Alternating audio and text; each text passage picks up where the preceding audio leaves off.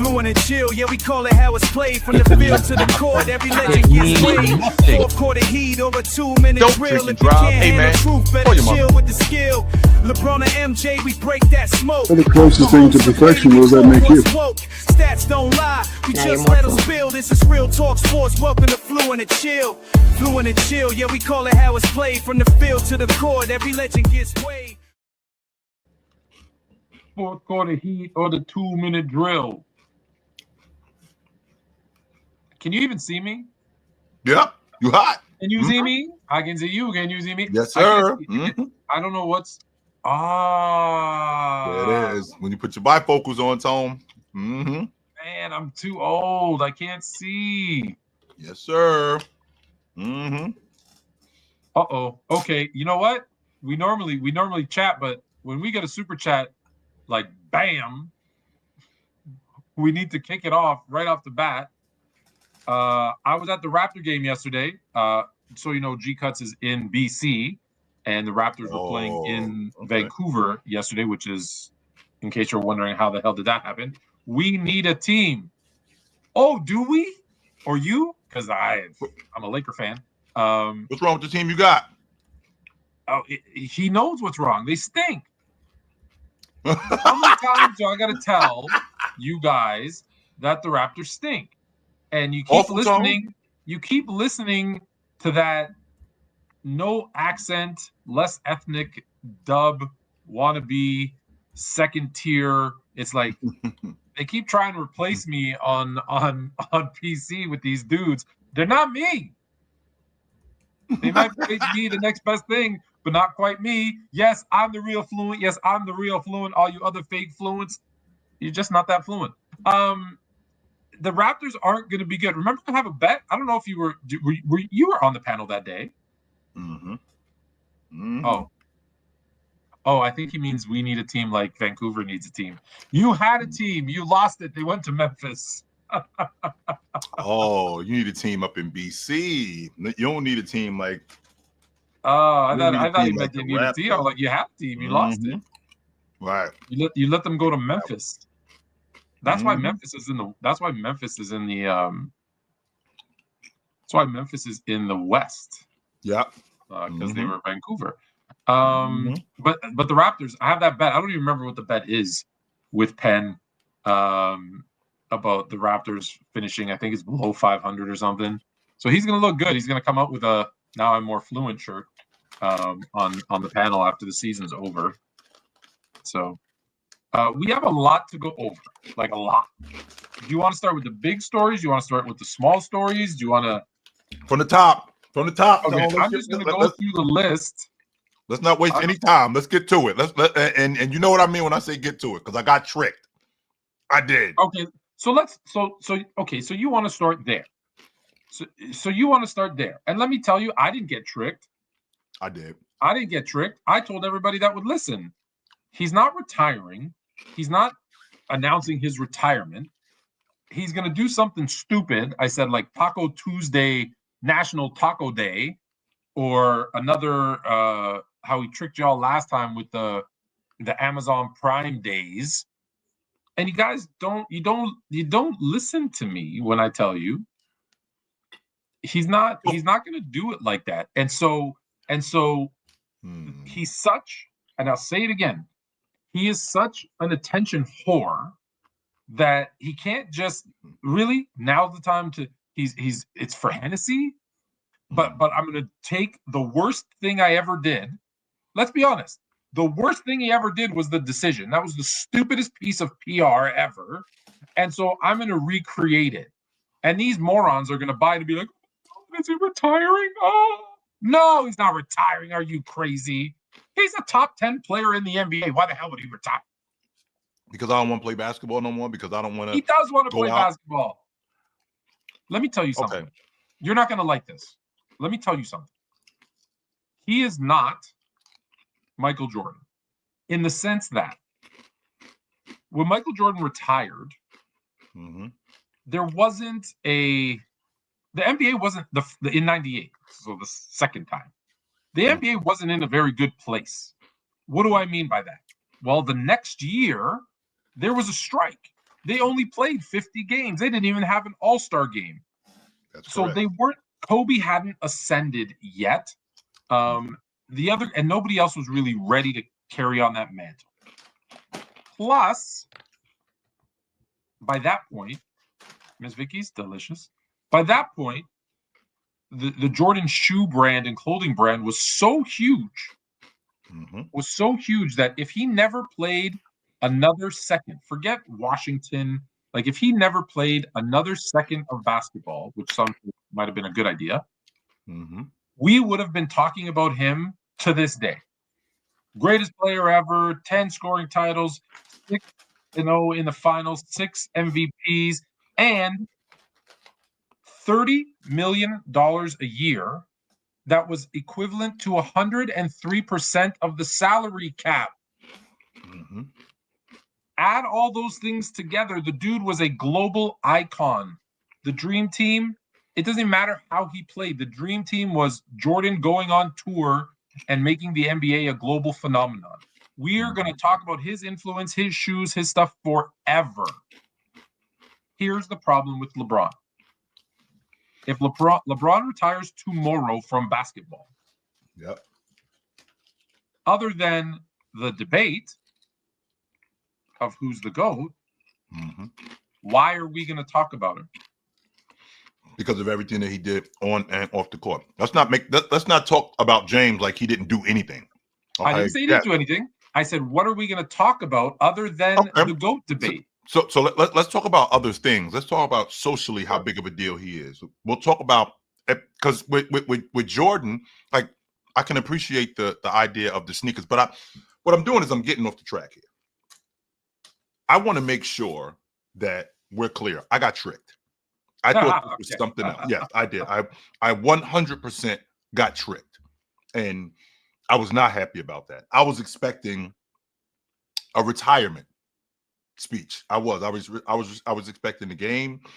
Season's about to start in 2 weeks. Yo, I'm out after this year. This is all I got. I don't want to do it anymore. I want to go out still being able to play. I want to go out on top. We did not hold Malone at 39 to this standard. We didn't hold Robert Parrish to this standard. We didn't hold Jabbar in 88 to this standard. We didn't hold any of these guys to the standard that we hold James to. So because of that, I don't know if I can still keep playing and compete for NBA championships as the man anymore. And I don't want to be a rotation player. I don't want to just play to play. If I'm going to play, I'm going to play to compete for championships, and I'm not really sure if I'm still that good. I'm not sure if I'm still that good. I am still good, but I'm not sure if I'm still that good. With that being said, he didn't do that. He saw a chance to make some more bread, which James is the ultimate salesman, the ultimate pitch man. He saw an opportunity to make some money, and it worked.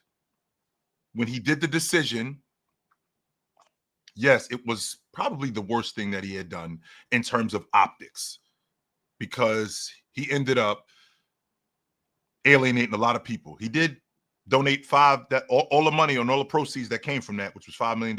He donated all of it to the Boys and Girls Club. Nobody talks about that. That's the kind of stuff that I think about when I talk about impact on society. He did that. That did happen. But nobody talks about that about Jordan either. Dude builds hospitals and no one even knows. And he just started doing that. Like no. Yes. That hospital. That hospital that he built in North Carolina, that was just over the last 5 years. So don't make it sound like that was 15 years ago. No, it wasn't. It was not. You think he hasn't done anything charitable in other than I that? am not saying that he has not done anything charitable. But my point is, whether it's Jordan, LeBron, or other, nobody talks about that stuff anyways. I'm just saying that's not specific to LeBron. Okay, so if that's the case, so what are we talking about with Jordan outside the GOAT debate? In sneakers. What else are we talking about? No. That's my point. Is because of the sneakers. That's it. We talk about Jordan. We talk about Jordan every day because even if there was no GOAT debate, we'd still talk about Jordan. What I'm saying is LeBron has basketball. That's what LeBron is. That's what he's known for. Whether like for the charitable stuff, that that. I'm not saying he doesn't do that. A lot of players do that. My point is, when you're gone, that's all we're going to have to talk about him. No, we're not, because he still has things like this production company where he produces movies, where he produces TV shows, which we still talk about to this day. The stuff that's going on Showtime. Not just that, he did build a school. To your point, that's a big deal that he did that. So Sure. his son plays in the NBA. James doesn't have anything scandalous going on. We'll talk about the kind of guy that he was. It's not like James is going to go away. So you're telling me if LeBron retired today, he's not playing tomorrow, you think he's going to come on this show and we're going to talk about his Boys and Girls Club? Yes, we will. And you know why? We've never talked about that before, ever. And we never talked about Jordan's shoes. Yes, we'll talk about that. There's what? There's a whole culture and shoe, and there's so many. Okay, there's shoes. We talk about that all the time. There's a difference between talking about that stuff. When have we talked about Jordan shoes, Tone? The Jordan brand. Like when we talked about sweatsuits. How often do we talk about Jordan gear? You know what we talk about? We talk about Jordan's mid-range game. That's what we talk about. We talk about Jordan's ability to finish around the rim. We don't talk about your we don't talk about your J's when you brought on your collection of J's that you have. We never talked about that before. You want me to run back the episode? Okay, that was years ago that we did that. But years ago, but still, that was 20 years after his retirement. Okay. What I'm saying is, other than basketball, which is fine, other than basketball, when he retires, he's not going to be a day-to-day conversation. And LeBron James loves attention. That's why he did the first decision. That's why he did this decision for Hennessy. That's why he did that stupid thing that he did with Amazon a few months back. Yes, he is a pitchman. He is a salesman, and he wants to be in the spotlight. That's why he did this. It wasn't about retirement, like you got tricked. It's he wants to stay relevant. So what does that mean? That means he's going to continue to play basketball well beyond when you think he should retire, because he wants to stay relevant. And so let's discuss that. Let's be very clear. I'm not blaming him. If I was a top 10 player, I would blame too. That's what it sounds like.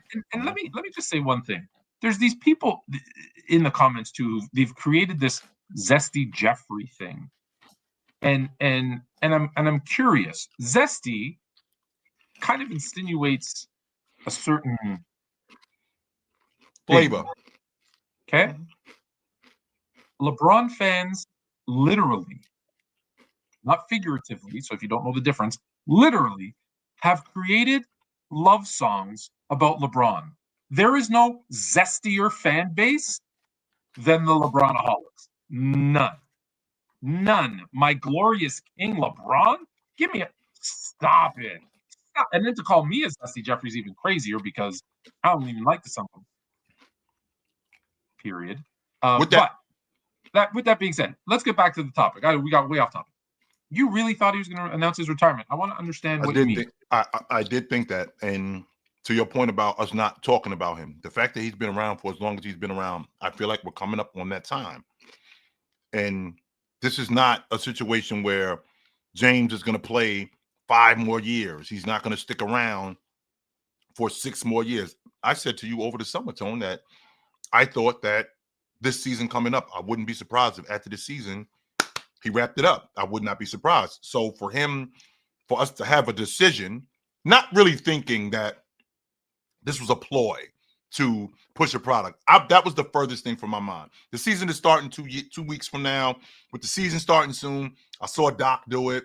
I saw Kobe Bryant do it early in the season. He ends up saying, I don't want to play anymore. More times than not, when guys decide to retire, it's before the season starts. And James, who will be 41 years old in December, my thought process was he's having a press conference about this. He's probably going to wrap it up.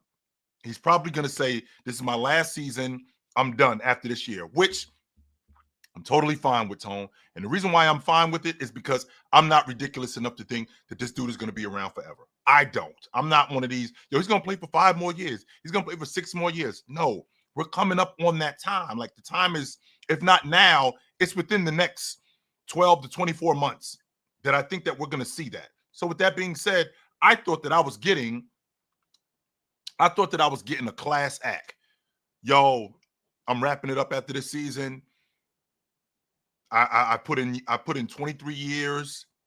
I've done everything that I could possibly do. There's no reason for me to keep playing. I've done the best that I can possibly do. I want to thank everybody for everything that they've done for me, and I'm out.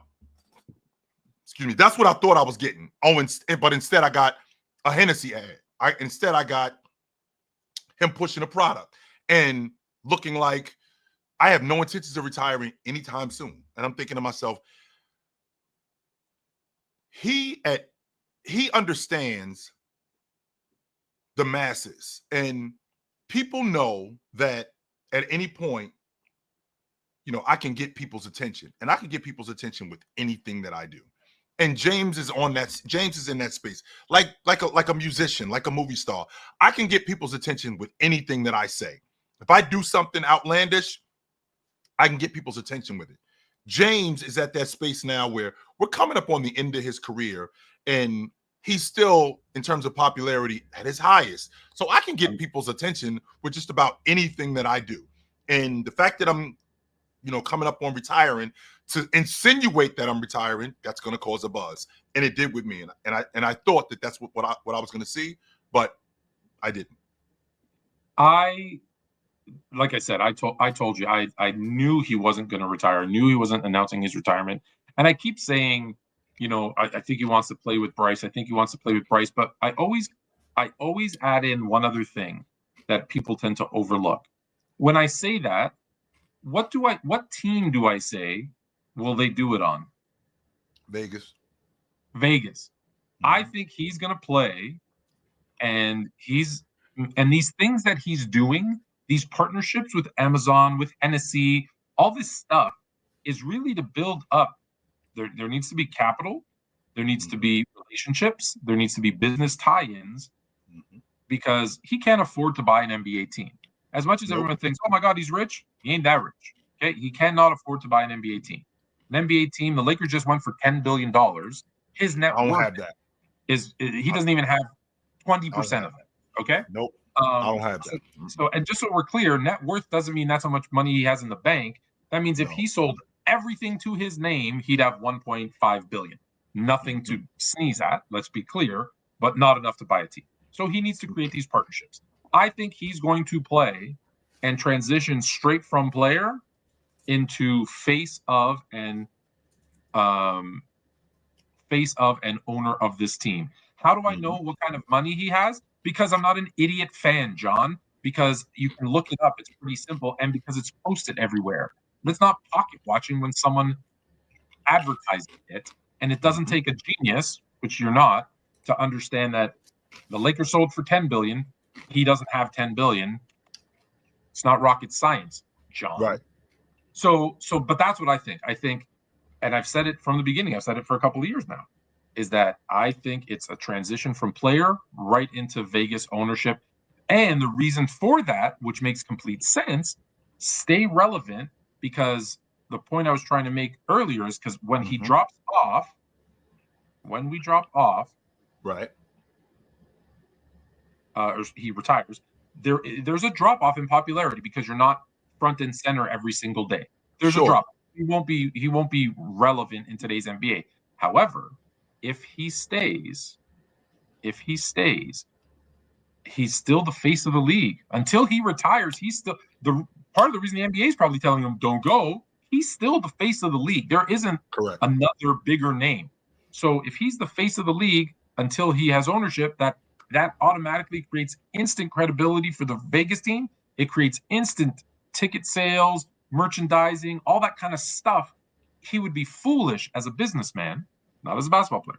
He would be foolish as a businessman not to blend one right into the other. Well, here's my question to you, though, Tone. My issue is, like you just said, he's got about $1.5 billion, but he's got about $1.5 billion in terms of net worth. That includes the houses, cars, jewelry, portfolio, all of that stuff. The Lakers ended up going for $10 billion. What does it cost to get an NBA team today? If I had to guess off the top of my head, like if I wanted to buy an NBA team, it would probably cost anywhere between $3 to $5 billion to get an NBA team. So my question to you, Tone, is one, how much longer is he going to play? That's number one in your estimation. How much longer do you think he's going to be around? I unfortunately will have to answer your question with a question. When will the league expand? I think the league expands within the next 12 to 24 months. I don't think. I think within the next 2 years we'll have a team in Seattle and a team in Vegas. Within the next 12 to 24 months. Then that's how long he plays. And in that time, it basically took him a lifetime to accumulate a net worth of $1.5 billion. Where the hell am I going to get another $3 billion in 2 years? Rich people do something very similar to poor people, but they're just smart enough than rich people. What I mean when I say that, Tone, is we get other people to pay for our things. 100%. 100%. I'm not using my brand. I'm going to get you to pay for this. So to your point, to bring up Amazon, to bring up Hennessy, okay, well, we're going to get all of these people in terms of revenue. We're going to get all of them to pay for this. Now, I don't think it's going to accumulate to $1 billion over the next 2 years, but we're going to get them to pay for this, which means he's probably going to have to take on a partner. And sounds to me like 100%. He's going to be a minority owner. That's what I'm thinking.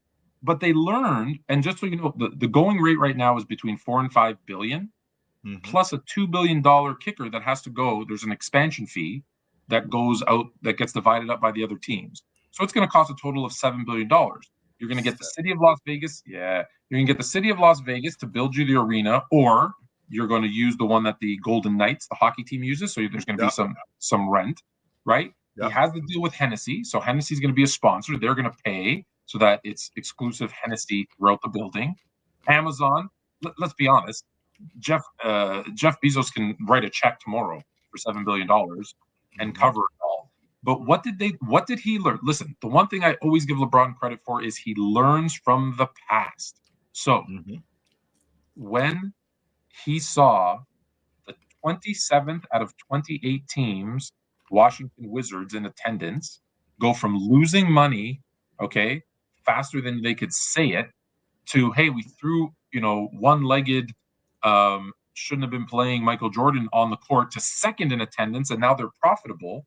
He's like, well, I'm still at the top of my game. If I can keep going, because, if you stop playing, people always argue with me. Oh, fresh legs. He took 3 years off. No, go talk to a doctor. That's not true. It's easier to stay playing than it is to stop and start again. So if he keeps playing at this level, keeps his body in shape, which he clearly does a great job of, he can transition. Boom. Vegas is going to be an automatic draw with LeBron. Now, he can't be a player and an owner. So that's the one thing that we're going to have to figure out. Conflict of interest. Right. Yeah. Is he going to have like a side deal where, whatever?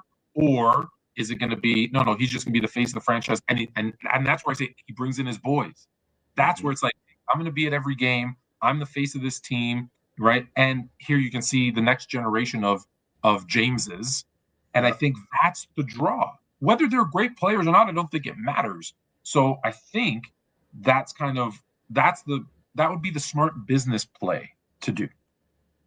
So with that being said, Tone, why would he still be playing? Because I'm not going to be. I'm the kind of money that we're talking about accumulating over the next 2 years. I'm not going to be able to generate that. I'm not. And to your point, to be a minority owner, I'm going to have to kick in something really serious. And I don't have that. So what am I still doing here? No, but he does. He has the most valuable thing.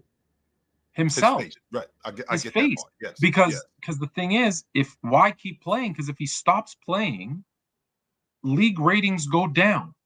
Value of the league goes down.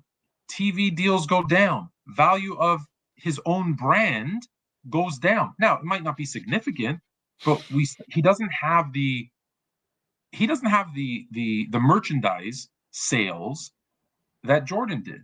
Jordan stays relevant because everybody even the guys that say they hate Jordan, you see them walking around with Jordan hoodies. So it's still there in front of your face, right? And then deal with the NBA. So every other team has a logo, has the Jumpman on their jersey. LeBron doesn't have that. What he has is, I'm playing. I'm going to play for 23, 24, 25, whatever years. That's his brand. So that's where I think that's what he has to do, is he has to keep playing to keep NBA ratings up, to keep the TV deal up and to keep interest in what he does next. And then he'll transition it, because you know what's going to happen. The second he transitions to ownership, right, he does a great job of marketing.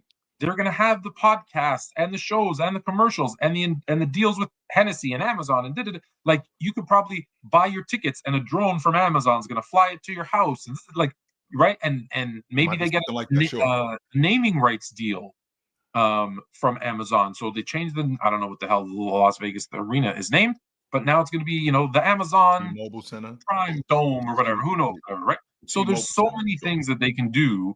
But if he stops playing, again, it doesn't go away. But if he stops playing, there's a dip. He becomes less relevant. I definitely get that part. But what we haven't tackled, Tone, is we haven't tackled the elephant in the room, which is I'm coming up on that time. And I'm not going to have enough revenue, and I'm not going to what you're talking about. If I'm going to be a minority owner, James is not somebody who's just a face. No, I have to be involved in this. The face is, from what you're telling me, the face is like, when I say minority, just to be clear, when I say minority, I don't mean like when Jay-Z bought into the Nets. That's what I'm thinking. Yeah, for 0.7%. No, they're going to say, hey, this is the way they'll cut a deal. And we've cut deals like this in other businesses. It's sign on, and your sign on bonus is, I'll call it 10%, because it needs to be significant. It's 10%. Okay, 10%, and you're the president of basketball operations. So he gets a fancy title. If you last 3 years, that goes to 12. If you last 5, it goes to 15. And there's stock options or ownership options that he can purchase. And just, if you look at even Jordan's deal, when Jordan bought the at the time, I guess, the Bobcats, right? He wasn't the majority owner. He started as a minority owner and then took a chunk, and then became the majority owner of what then would eventually become the Charlotte Hornets. But it started as a minority stake, but it was significant. It wasn't like, I think Dwayne Wade has 1% of the Jazz. It can't be that. It's got to be, like 10, like at least 10%. And I think you give him that as you're the team, right? Too bad the Sacramento already has the Kings, right? What like is it going to cost? What is it going to cost for him to get Kings, right? With LeBron's logo, it would have been beautiful. Can't do it. I just think that I think that we're talking about something that I can appreciate him being an owner of a team, but as a ball player, still relevant in the NBA. Why is he still? I'm still having a difficult time with why he's still here. That's what I'm having a difficult time with. He'll be 41 years old, and I understand that you're doing this because you want to do it your way. I take no issue with that. But why is LeBron James still playing? 23 years he's been in the league. He's the only guy left from not just from the 2003 draft, from 2004 to 2010. All of those guys are gone. All of them. They're gone. And I know that sounds ridiculous. From 2004 to 2010, all of those guys. Meanwhile, he's still here. Am I chasing records? Am I chasing ghosts? Ghosts that I'm probably never gonna catch. Why am I still doing this? And when I think about the job, because that's essentially what it is. It's a job, and you do it until you can't do it anymore. But after 23 years, 24 years, am I going to see the 2028-29 season open up in LeBron James in year 27? Is that what I'm going to see? Am I going to see in LeBron James at 44 years old? I don't want to be honest with you, I really don't want to see that. I don't. Because now what I'm looking at is I'm looking at guys who showed up. Why? I got to stop you. Why don't you want to see that? The reason why I don't want to see that is because I want to see the game grow. And if he's still here, the game isn't growing like it should, because these other guys, we're not focused on them like we should. You just told me, Tone, that he's the face of the league. Tone, we got a 40-year-old who's the face of the league. Meanwhile, Anthony Edwards is who he is. That's not a so, Tone. Anthony Edwards is who he is. Giannis Antetokounmpo is who he is. We got young guys coming up that could be possibly the face of the league. This guy, we can't still be focused on him 2-3 years later. Why is he still here? That's why I think the Lakers. So take it from him. They haven't taken it from him.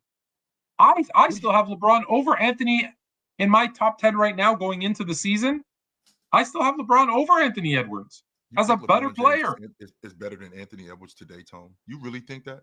I have LeBron at 5, Edwards at 6. You really think that he's better than him? Even Yes. today? At 40 years old? No, man, there's no way you think that, Tone. And the reason why I'm saying that, the reason why I'm saying that is because I understand how smart he is, but athletically, the athleticism is gone. I mean, the athleticism isn't what it used to be. Anthony Edwards is a much better athlete today. He's a much better long ball shooter. He's a much better driver. I still think James is smarter than him, and I think James can pass the out of the ball. I think that he can do all of those good things. But overall, as a player, Anthony Edwards is a better. Let me ask you this. If I replace Anthony Edwards with LeBron James on Minnesota, do you think they go further or not as far? Because I think if I take James and put him on that Minnesota team, do they go further with him than Anthony Edwards? I don't think that. No, even though James is a different player, and I think he brings a different element to what I think he brings a different element to what they're doing. No doubt about that. But I think that what Anthony Edwards brings on both the offensive and defensive end of the floor, I think he makes Minnesota so much better than what they already are. James, who is now a ball stopper. James, who is now a primary ball handler. James, who is now going to be the focal point of the offense, even more than what Anthony Edwards is. Anthony Edwards is a bucket getter. He's also a playmaker. No doubt about that. But now James is going to be all of those things, and he's going to get in the way of guys like Julius Randle. Now these guys got to play off of him, and they still see him like James, so they can't really flourish and be who they want to be. Because I'm playing with him, even at this time, I'm playing with him. So with that being said, I just want to be clear. So you're saying you put LeBron on a team that has elite defenders and rebounders, and you don't think they go deep in the playoffs? Well, they already go deep in the playoffs. Minnesota is already going deep in the playoffs as it is. So, are you saying that they don't lose anything if they take James off? I'm sorry, if they take Anthony Edwards off and they put James off. I mean, it was in the Western Conference Finals 2 years in a row. They go to the NBA final, and I think the Lakers don't get any better because what they make up for in that athleticism and 3-point shooting, which I don't think is that big of a difference, they lose in leadership and smarts in playmaking. You said he's got play. I don't think Anthony. I think that's the biggest weakness in Anthony Edwards' game is his playmaking, and I think you take that all away from the Lakers, I think they get worse. Watching Anthony Edwards in the playoffs last year, he was making the right reads. He was getting downhill. He was getting guys the basketball when it was necessary. I think that his team though. Even if he's on that Laker team, well, it's obvious that they're going to have to, 1, change the offense. 2, him running in the backcourt with Luka, the distributor and the playmaker that Luka is, how much better he would be running with Luka as opposed to being in Minnesota and not just being the focal point of the offense, but I'm responsible for so many other things. Now I'm in Los Angeles and I'm playing off Luka. I can actually play off the basketball legit. I'm getting the guy setting me up. How much better would that Laker team be with him? I think that they would. There's only one way to find out. Let's trade LeBron for Anthony Edwards right now. Let's find. Man, if I tell you one thing, I bet the Lakers would do that today because I think that, and I would do it too because I think the Lakers are out of the LeBron James business. Why do you think they didn't sign him to an extension? I think they're out of the LeBron James business. Well, I already told you why they didn't sign him to an extension. That was strictly business for the sale to go through. Because it was letting the new ownership decide what they want to do. So at the end of the day, we agree that using the decision was a bad thing. You got tricked into thinking he was retiring. He is not. To answer your question, why is he staying and still playing? I think we both agree he's still a top 10 player, yeah? If you got him anywhere between 8 to 11, I'm good with that. Mm-hmm. Okay. So he's a top 10 player. So if he's relevant, if he's the face of the league, he's a top 10 player. This team with Luka, like I think he even said it jokingly, but he meant it, a full season with Luka. Right? Mm-hmm. Like he said, why are you back again? He's like a full season. Last year was to play with Bronny. This year, a full season with Luka. There'll always be a reason. He loves basketball. So I don't hate. I don't hate that at all for him to keep playing. You and I disagree on that. I think as long as you're contributing and you're happy, keep playing. Like I don't care now if you can't play and you're out there, and you can't move up and down the court. Okay, now we're having a different conversation. I don't want to see that. But he's still like shows flashes of being, the best player. But he's definitely, I think, no one argues a top 10 player. So, okay, why not? And remember what I said. I think he's lower on most people's list because they compare him to who he was, not to the other players in the league. And I will continue to say that. I think you're comparing him to 2018, 2016, 2013. Yeah, okay, he's not that LeBron. He's a different LeBron. I'm not comparing him to what he used to be. I'm comparing him to his contemporary. Not you and Jared. I mean everybody. Yeah. I think about what he is today compared to what the guys are today. I don't think he's a better player than Joker. I actually had a conversation with you. You think him and Joker are comparable today. You think him and Joker, there's not really that big of a gap between these guys. I think you crazy. Giannis, I don't think he's better than Giannis today. I mean, I can run down the list of guys. What I'm thinking, look, I'll tell you my top 10, and at number 6, I think that's where the gap happens for me. Right? I got Jokic, SGA, Luka, Giannis, LeBron, Davis. Sorry, let me rephrase. Jokic, SGA, Luka, Giannis, LeBron, Edwards, and then Wemby, Anthony Davis, Steph Curry, Jalen Brunson, and then you can get into those other guys, Jason Tatum if healthy, right? But I think the top 5, 6, I think they're close. That any one of them, like I think Giannis, I have Giannis at 4. I think if Giannis healthy, he can have a season where he shoots right back up to number 1. I think Luka can be 1. I think SGA can be 1. A lot of people have SGA 1, and it's obvious that Jokic is easy to say why he could be number 1. I think any of those guys can have that number 1 season in the top 4. And then there's a gap with LeBron and Edwards, and then there's a bigger gap when 7, 8, 9, 10, 11. I just think that, and I think that's fair because there is a gap. It's after I got Anthony Davis. And can I just say, you're a Mets fan, right? Correct. Okay. I just want to say my Toronto Blue Jays are, well, I'm a Dodgers fan, but since I live in Toronto, the Toronto Blue Jays are kicking the snot out of the Yankees. And they should. They should. They should sweep them. Yeah, that series should be over. Yeah, 2-1 in the second. 2-1 in the second for those watching. They should definitely. So if you keep seeing me looking up, it's because literally the TV in the hotel room is like, you can hear. I'll show you. It's literally right above. Right there. There it is. There it is right there. Yes, and I don't blame. I actually should be. I'm watching it. I should watch it, but I'm not. I'm in here with you right now. Anyway, Tone. How many times I seen you looking over at a basketball game? Right here. So I can. TV is right there. As a matter of fact, with that being said, right, I think Anthony Davis is better than him. I think Anthony Davis is better than him. I think Anthony Edwards is better than him, and then that's where the love stops. I'm not sure if Donovan Mitchell is better than him. I still think he's better than Steph Curry.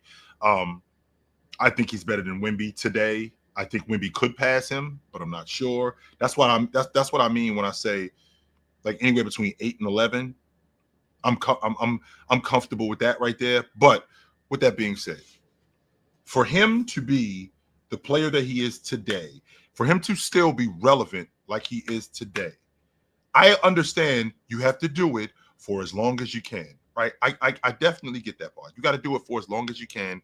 You have to be in it for as long as you can, because when it's over, it's over. I definitely get that part, Tom. But I'm wondering, when is it going to be over? Because we have to be coming up on that time. We have to be. I don't think we're in a space where I'm going to see James for 4 or 5 more years. I can't see James at 45 years old still doing it. When in 5 years, that means that guys like Jason Tatum are in year 12. That's what that means. When guys, if he's still around 4 or 5 years from now, that means guys like Jason Tatum and SGA are in year 12. That means guys like Steph Curry. I don't even think Steph Curry's still going to be around in 4 or 5 years. I think he's got 2 or 3 years left. But not even them. That would mean, Tom, that from 2004 to 2010, all of them dudes are gone. From 2010, if he's still around 4 or 5 years from now, we're in the 25, 26. If we're going into the 29-30 season, and this dude is still around, that would have to mean that all of those guys from 2010, at least half of those guys are gone. Why are you still here? Let him play 30 years. That's incredible. Why not? Let him play in the 2000s, the 10s, the 20s, and the 30s. 4 decades. Why not? No, I'm not here for that. So 2000s, 2010, 2020. That's 3 decades, 3 different decades. Because Vince Carter played in 4 different decades. Played in the 90s, 2000s, 2010, 2020s. No, I'm not here for that. No, I wish I could say I was here for that. And I think James is the GOAT, but I'm not here for that. I'm not. I don't think he's the GOAT, and I'm here for it. Let's let him play. So let's move to that's the 5th. I have him as the 5th best player heading into the season, and let's move to the number 4th. So there's 2 stories that came out about Giannis Antetokounmpo. I don't know if both of them are fake. I don't know if both of them are real. So apparently, his wife and their 4 children have reportedly permanently moved back to Greece. Is this a sign that Giannis is almost done with his NBA career and could return back to Greece and either retire, play for a team in Greece, only play for the Greek national team? Or is it just, as the old people would say, poppycock? Is it just news? Is it fake news? If it's real news, right? Because I literally just found this out today about his wife wanting to move back to Greece. In fact, not only wanting to move back to Greece, like she moved back to Greece, right? If this is true, I don't think that it's right. I don't think that it's a situation where there's turmoil in the house. No, right. I don't think that's the case, because him and her, it looks to me on the surface, and on the surface could be tricky. On the surface could be tricky, but it looks to me like they are a happy family. It doesn't look like there's been any issues with this family. With that being said, Steph Curry and Aisha look like they're a happy couple too, but she needs attention from other men. But we'll talk about that later. Yes, sir. We can talk about that later. She doesn't. They don't seem to be. They don't seem to be a family that's divided. And I was thinking this myself. Giannis has been in Milwaukee. We're in 2025. He's been there for 12 years now, I want to say.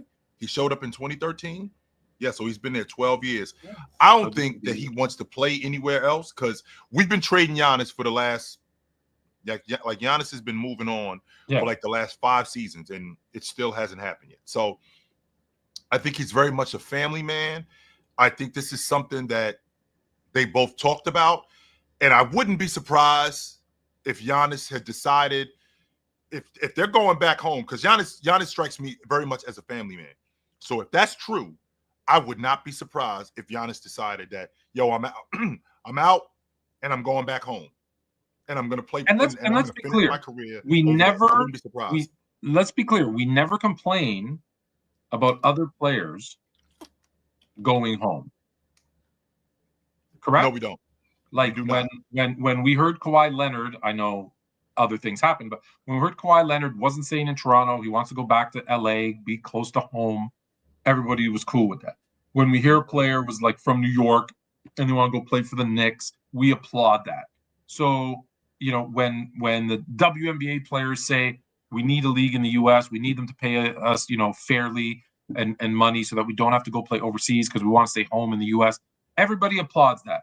So let's not pretend like him being a little homesick from the only home, like from birth until, you know, draft, he lived and breathed everything in Greece.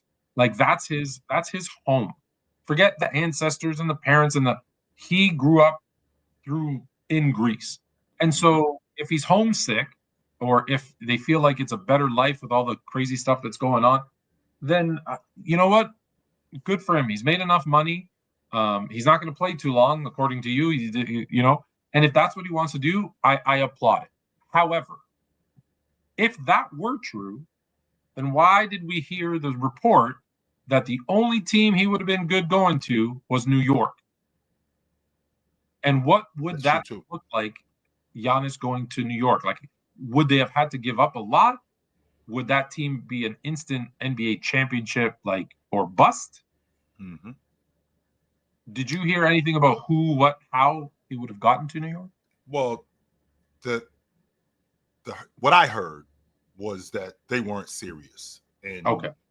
it was that the Knicks weren't willing to give up what Milwaukee was asking for, and it was obvious that they weren't serious. And if I'm Milwaukee, Tone, you are a businessman, and when you live somewhere where there's really not much else going on here except this, I need to keep my business viable. And Giannis is the Milwaukee Bucks. Yep. So if I'm giving him to New York, I'm basically giving you my moneymaker. I'm giving you the name on the moniker. I'm giving you that. There's no way you think that I'm just going to hand him over for a bucket of extra crispy and a six-pack. I'm not doing that, because in the end, this is business. So with that being said, if I'm giving him to New York, I'm going to need a bunch of first-round picks, which, by the way, you don't have. And the reason why you don't have that, because you traded for Mikal Bridges. You gave all your first-round picks to Brooklyn. So you don't have any ones. So that's not going to work. That's number one. Number two, the players that you do have, the great players that you do have, you're probably not interested in coming off of any of those guys, which means, Tone, that we're going to have to get who involved? A third team. Yes, we're going to have to get a third team involved. That's third team. Yes, we're going to have to get a third team involved. And there's nobody that's interested in helping out the Knicks get Giannis. I think every trade you've ever said has a third team. Well, the reason why is because we're talking about moving off of a superstar player, right? Yeah. That's why. Because we're talking about, because more times than not, when you're talking about moving on from a guy like Giannis, the Knicks aren't comfortable giving up. Because I'm asking for Cat. I'm asking for Cat. I'm asking for OG Anunoby, and I'm asking for 4 or 5 ones, which you don't have. And don't tell me that I'm not serious. And don't tell me that I'm not serious, because I am offering Giannis. That's who I'm offering. So that right there alone says that I'm serious. It's not like I'm asking for OG Anunoby. I'm asking for Cat. I'm asking for Mikal Bridges. I'm also asking for 2 guys off your bench, and I'm asking for 5 ones. No, I'm not doing that. No, I'm absolutely not doing that. What I am doing, however, is I'm asking for something reasonable.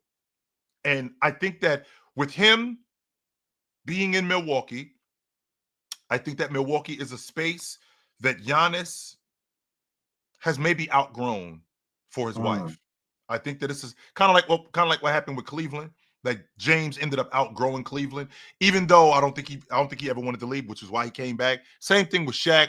When he left Orlando, he ended up outgrowing Orlando, even though he didn't want to leave. I feel like Milwaukee is one of those places where he's outgrown it. And I think that his wife, maybe they want to expand. I don't think that this would be that much of a transition if he lived in Miami, if he lived in New York, if he lived in Los Angeles. I think that there would be much more. I think that they would be much more comfortable in a city like that, in an area, not necessarily the city of Los Angeles, but in an area like that. One, Tone, you've been to Los Angeles before. There's a huge Greek population in Los Angeles.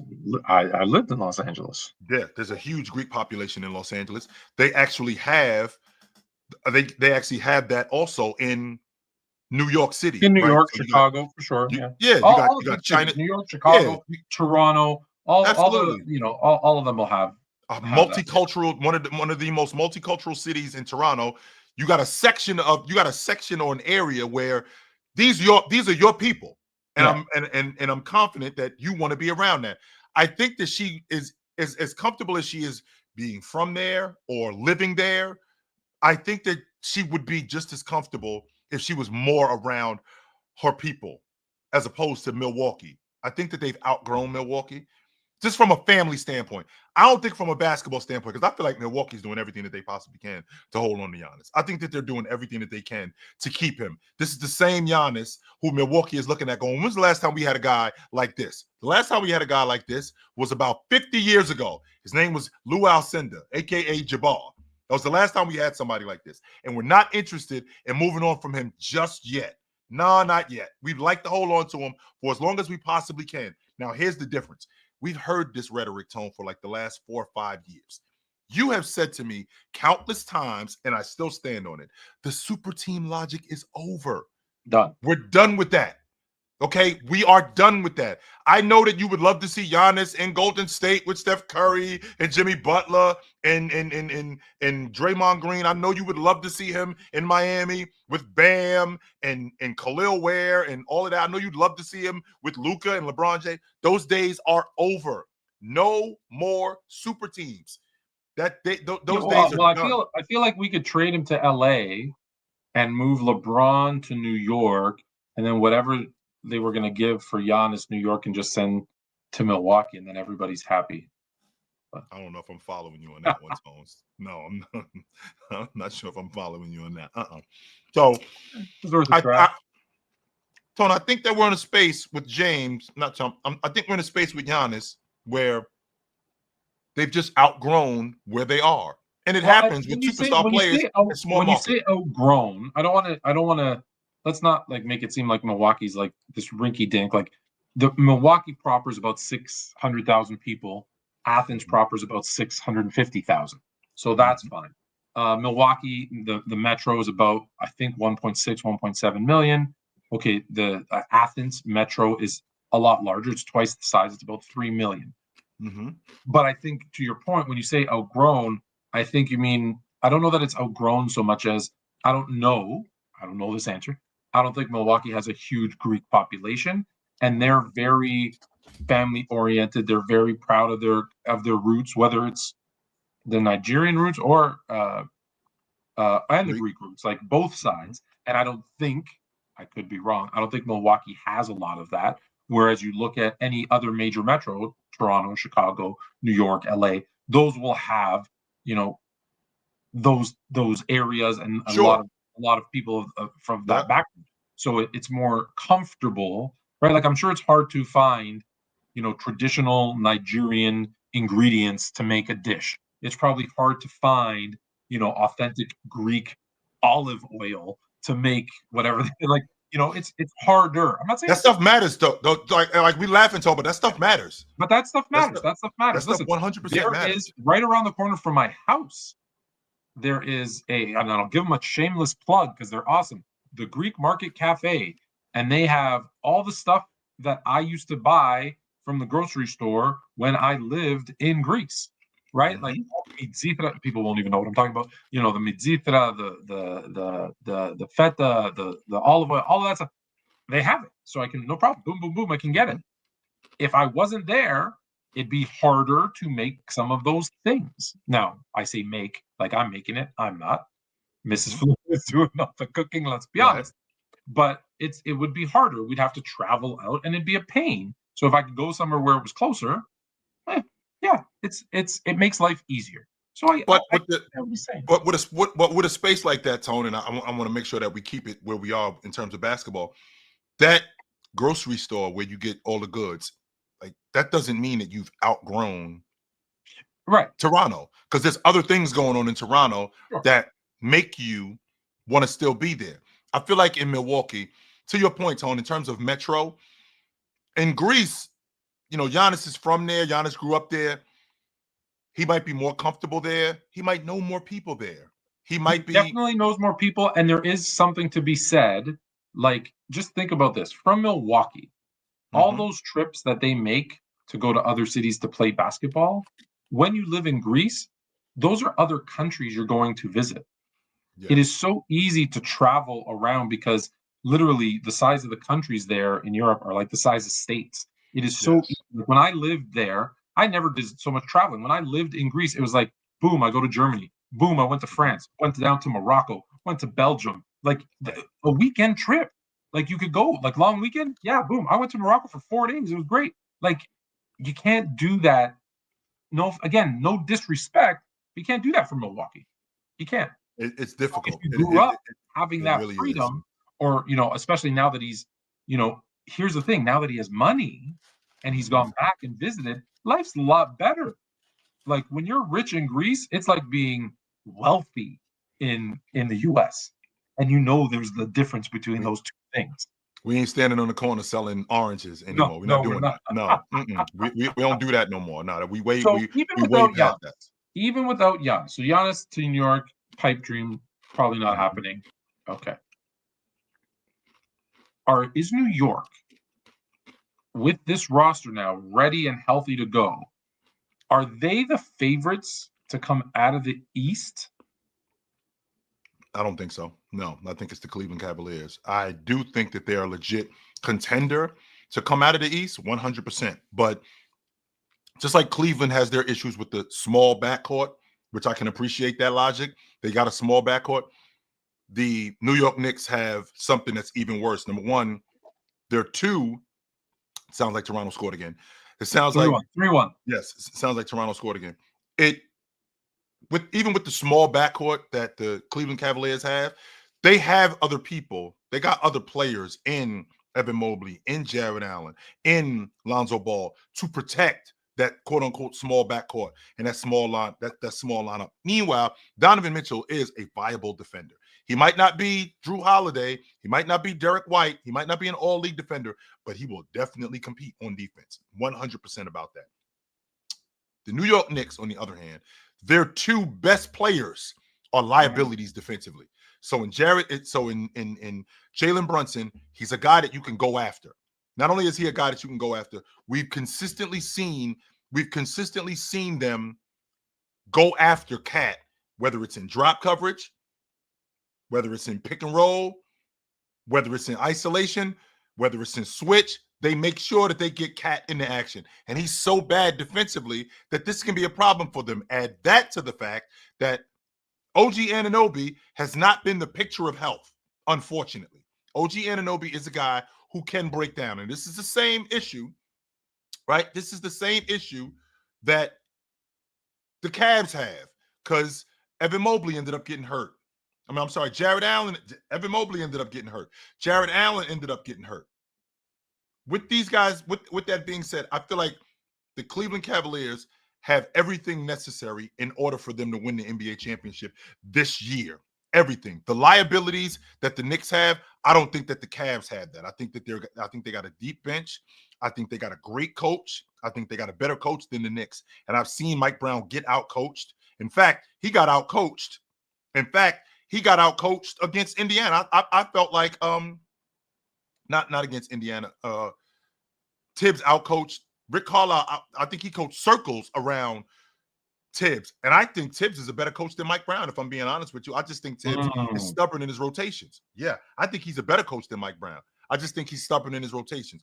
With that being said, he can get outcoached, because I've seen Stan Van Gundy outcoach Mike Brown in the series, right? I've seen him outcoach him in the series.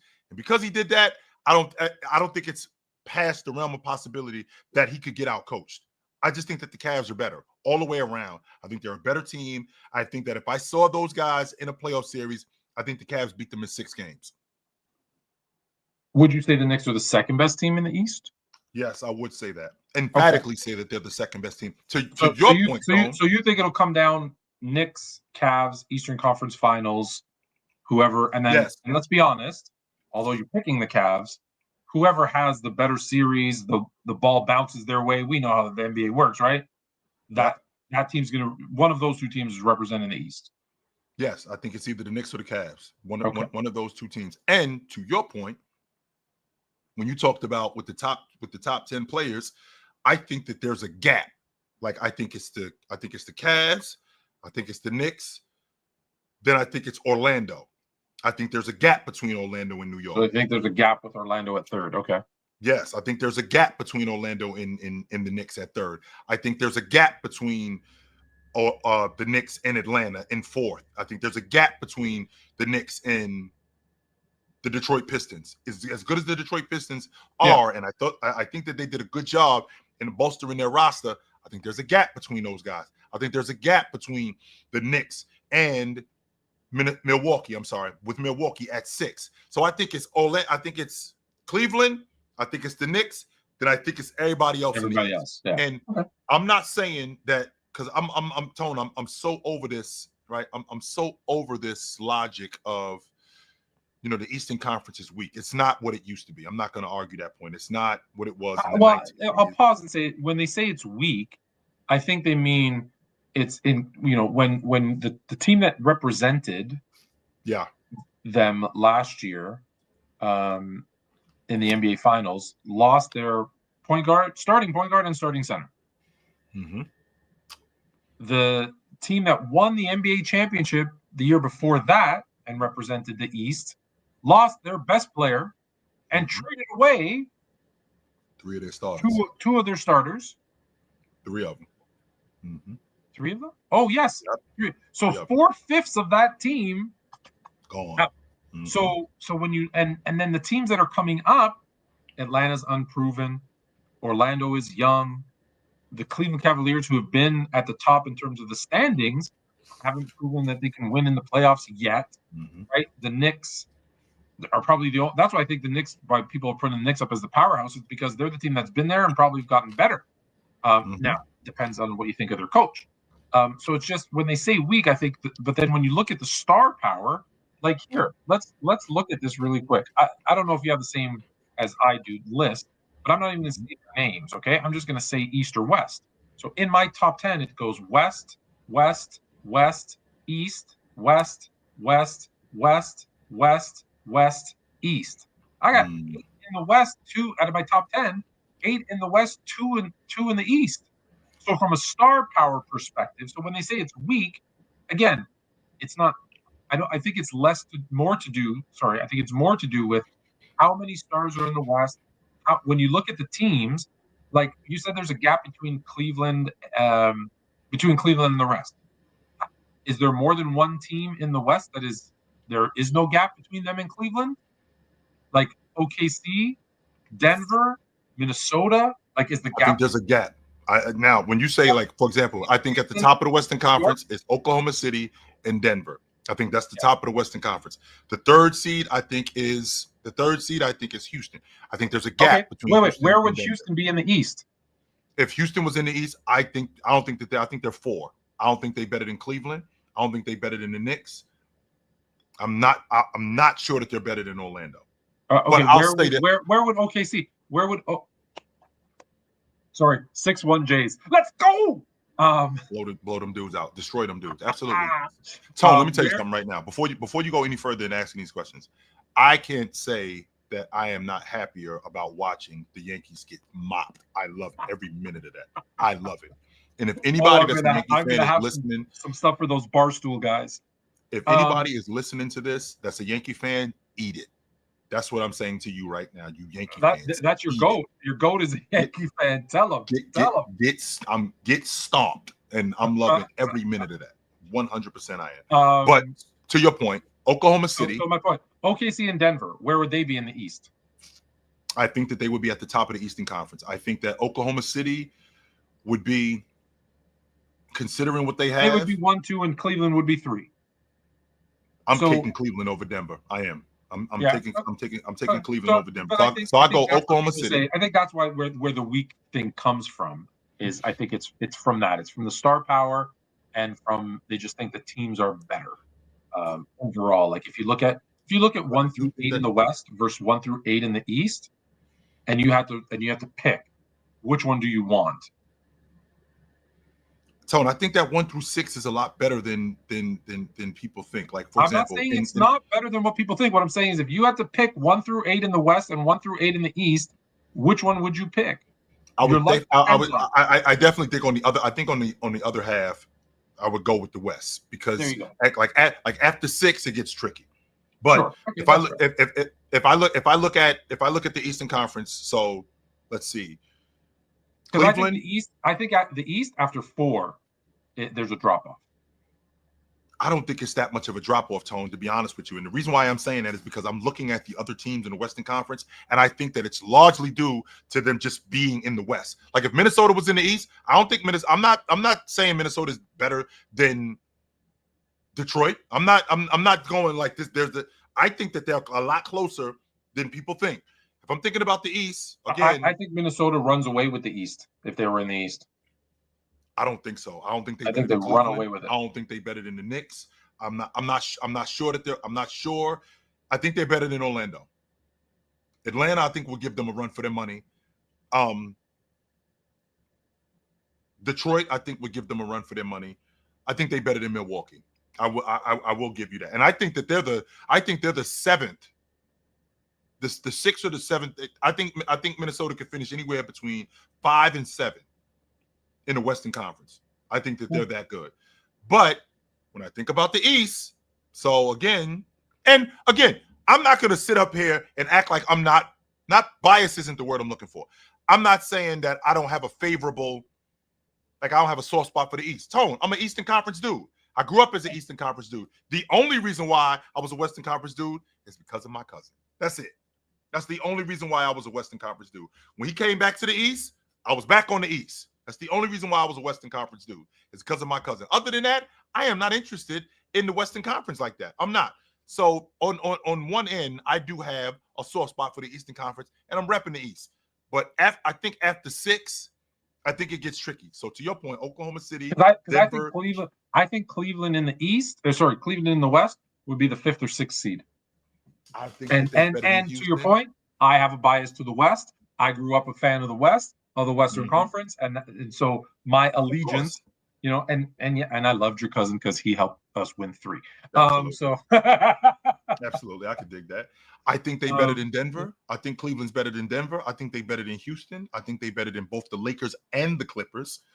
And I think they better than Minnesota. I think they'd be the second best team in the Western Conference if they played in the West. Joe Knows Ball kind of said something. I think part of the weak East too, I think, is when we look at the worst teams, Charlotte, Washington, right? Brooklyn. The worst. What? Brooklyn. It's East. So you have these, but specifically Charlotte and Washington are just bottom all the time. Like it's like they have no hope. Whereas, right now the Jazz are at the bottom of the West, but they've been good, right? And you don't see, do you see any hope short term for Charlotte or Washington? Like they're not going in. I actually do see some hope for what? Yes, I do see some hope for Washington. I would not be surprised, and I may be going out on a limb, and this may be a hot take, but I would not be surprised if at the end of the season we saw what Portland was doing last year at the end of the season. I wouldn't be surprised if I saw that with Washington, where they were maybe 2-3 games out of a play-in spot in the East. I would not be surprised because I think they're on to something in Washington. This kid, Alex Sarr, I think he's something special. I do. I think they got the Rookie of the Year on their crew in Trey Johnson. As much as Cooper Flagg looks great in the preseason, and he's looked stellar, no doubt about that. But I think this kid, Trey Johnson, in Washington, I think he's the Rookie of the Year. I think he's going to be something special for them. I think this kid Bilal, I think he takes a jump this year. I'm on record saying that I think Alex Sarr defensively he could be Rudy Gobert good. I think he's that good as a defender and as a rebounder. I think he could be that good. I'm waiting to see it. I think we're going into year 3. I'm sorry, we're going into year 2 or year 3. I think that's where we're going. And I think this kid is something to see, man. I do. I think this kid is something to see. So I think this Washington team, I think they're on to something. Charlotte, on the other hand, I have no faith in them. Just like I feel the same way about Utah. Even though I am going to be watching more Utah games this year, off the strength of what I saw Lauri Markkanen do over the summer in the Eurobasket tournament. I am going to be watching more Utah games this year because I'd like to see what exactly it is that they're doing with him. Because I can count on one hand, Tone, how many how many Utah games. I can count on one hand how many I watched last year. So I'm going to be watching more. I wrote down at 1 hour and 6 minutes that you said Washington has a shot at like being a game or 2 away from a playoff spot. Don't be surprised if we get the mark. I'm definitely going to clip that. But you mentioned that we're talking about the number 1 team that I think we both agree on will be the number 1 team, which is Cleveland. An anonymous NBA executive said that the Cavs should trade Darius Garland and believes Sacramento is the team where they can get a deal for Malik Monk as a potential fit to replace Darius in the backcourt because that backcourt is too small with him and Donovan Mitchell. So, should the Cavs consider trading Darius Garland? Just so we clear, ladies and gentlemen, and Tone is a businessman. And Tone, what's one of the first rules of not one of the first? What's a rule in business? If you fail fast. 100%. So this has not failed. This is actually working. That anonymous executive, I wouldn't be surprised if he's from a playoff team in the Eastern Conference that's trying to get Darius Garland off that crew and get Malik Monk on that crew because he knows that Malik Monk weakens them. It's not like Malik Monk is 6'5" or 6'6" and Darius Garland is 6 foot or 6'1". No, they're around the same size. That's number one. Number two, Darius Garland is ridiculously efficient. I think he was a 50-40-90 guy last year, Tony. If he wasn't, he was close to it. And the whole idea about this backcourt being small. Let's remember one thing, Tone. Things don't work until they work. When they work, now they become the standard. You can't win with a jump shooting team until you actually win with a jump shooting team. Now all of a sudden, everybody's got to shoot jump shots. Well, you can't win with a small backcourt until you win with a small backcourt. And now everybody's going, you know what? We live in a copycat league. Let's try and mimic this. I know how you guys feel about the small backcourt thing. Well, having Lonzo Ball, it worked okay for Houston in the rough and tumble late 80s and 90s. And again, we don't live there anymore, right? we don't live there anymore. But with that being said, Tone, with the way that the way that the Cavs play, as good as Darius Garland is, as efficient as he is, we have a guy like Lonzo Ball who plays behind him, who can be a mismatch nightmare at 6'6", who can be a mismatch nightmare, who's one of the better distributors. He can knock down an open shot. Last year, what he proved was that he could still play, which I think is very important. He proved that he could still hold up. And the fact that he could do that, I think that helps. Tone, please do not think for 1 second that this is not an anonymous executive that wants Darius Garland off the crew because it weakens them. Yes, that 100% could be going on. 100% that could be going on. I'm trying to put the bug in your ear that y'all need to get rid of him. You know what, Tone? You need to stop dating her because she bad news. In reality, I really want her. You think if I keep saying LeBron for Anthony Edwards or Giannis, it might actually happen? No. No. Okay. I'm just trying to speak stuff into existence. How about this trade for you? Mm-hmm.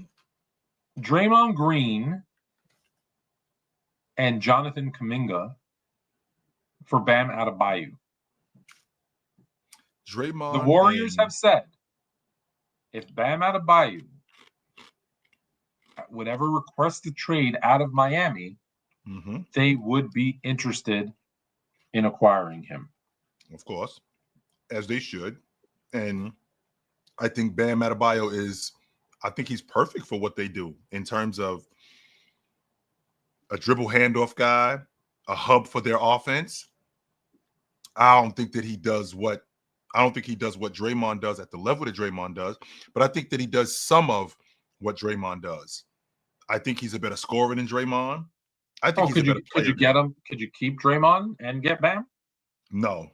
I think that to be honest with you, if it was Jonathan Kuminga, it would have to be something else. You probably could keep Draymond because I think Pat Riley, if he gave up Bam for Jonathan Kuminga and Draymond, they may run Pat Riley out of there. First of all, but if he did Kuminga, a bunch of firsts, maybe a pod, B-pod, Podzinski. No, and the reason need a third team involved. No, I don't think you need a third team involved. There's no reason for. I'm thinking number one, Tone. Bam is the man in Miami. This is his crew. So why would I ask out when I'm on record saying, right? I'm on record saying, with Tyler Hero healthy, I think they're a league guard away from really challenging in the Eastern Conference. I think this Miami Heat team is that good. I think in terms of a talent with Hero at the 2, Wiggins at the 3, Hero at the 2, Wiggins at the 3, Bam at the 4, and this kid Khalil Ware, who I think could be an all-star this season coming up. I think he's that good. I think he could supplant what Jared Allen is doing. Everybody talks about how good Jared Allen is. I think this kid Khalil Ware could be better than him. That's number one.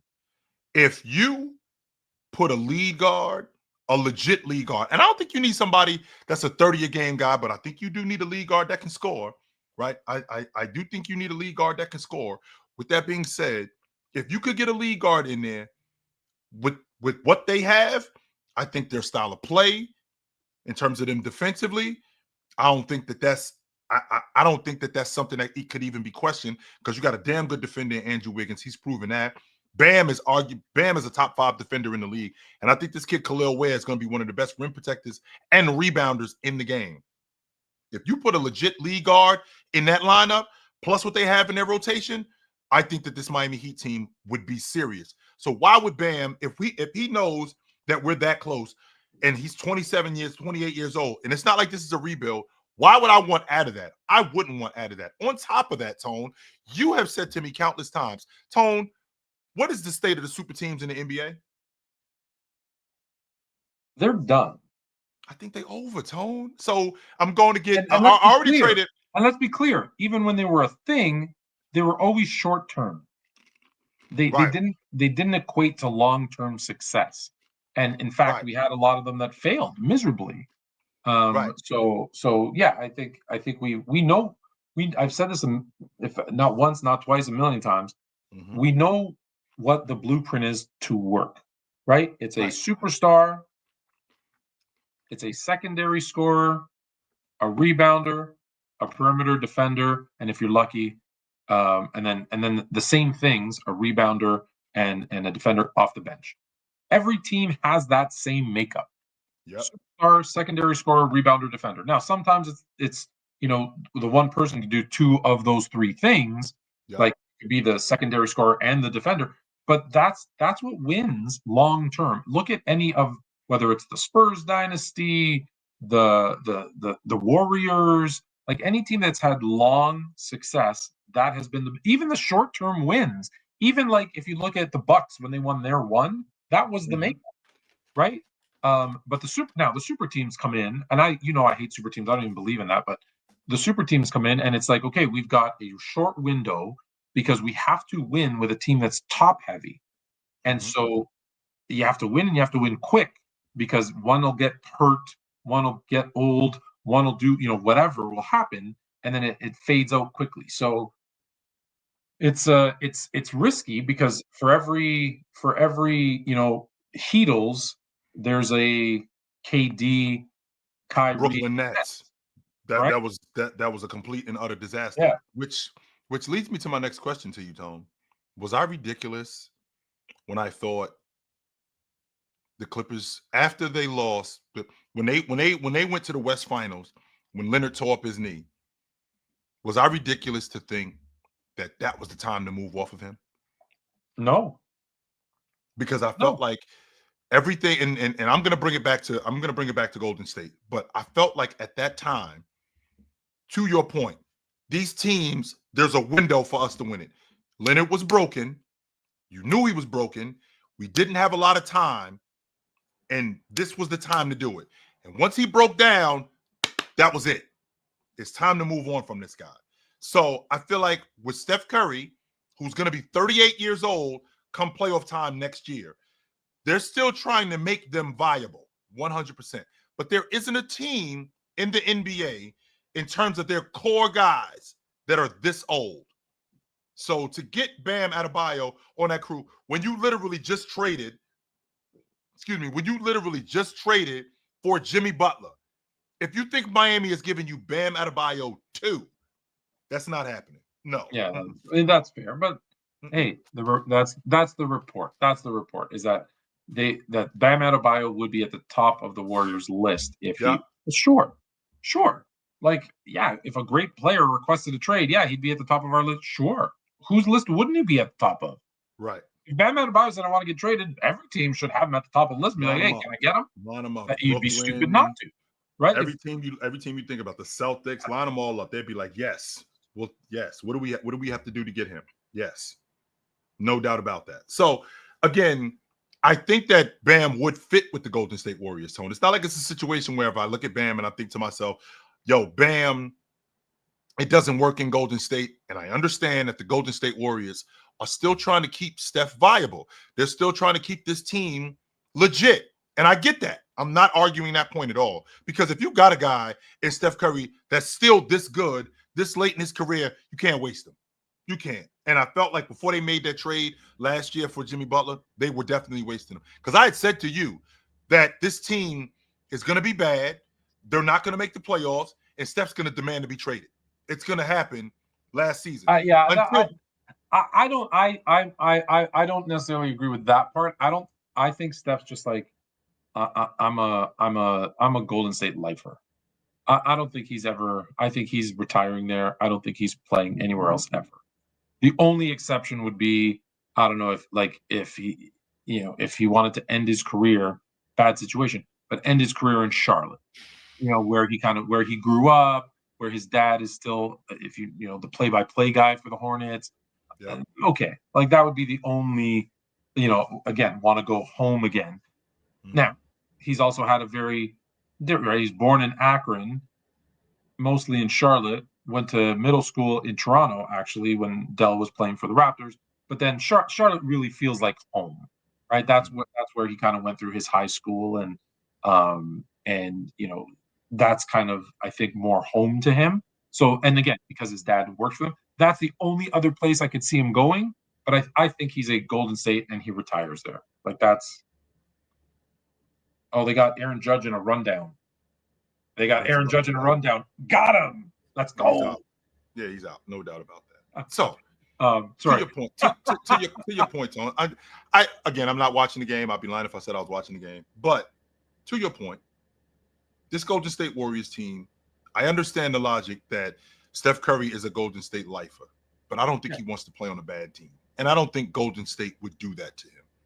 I think that if they were trying to move on, let's say for the sake of argument that they weren't able to bag Jimmy last year, right? They weren't able to come to a deal at the trade deadline, and they basically had to stick with what they had. They were going to miss the playoffs for the second time in 3 years. That was going to happen. So with them missing the playoffs for the second time in 3 years, essentially what we're doing with Curry is we wasting him. That's what we're doing. So now it comes to a point where, are we going to hold on to Curry? Because don't forget, he had just signed that extension, and we paid him. So it's $120 million for 2 more years, which, okay, he's the moneymaker, no doubt about that. But with that being said, why are we holding on to this? We probably have to move on at some point, right? I think that at some point we do have to move on from what we have here. So I just think that the super team, and I think that bomb squads, I think bomb squads are still a thing. And there's a difference between a bomb squad and a super team.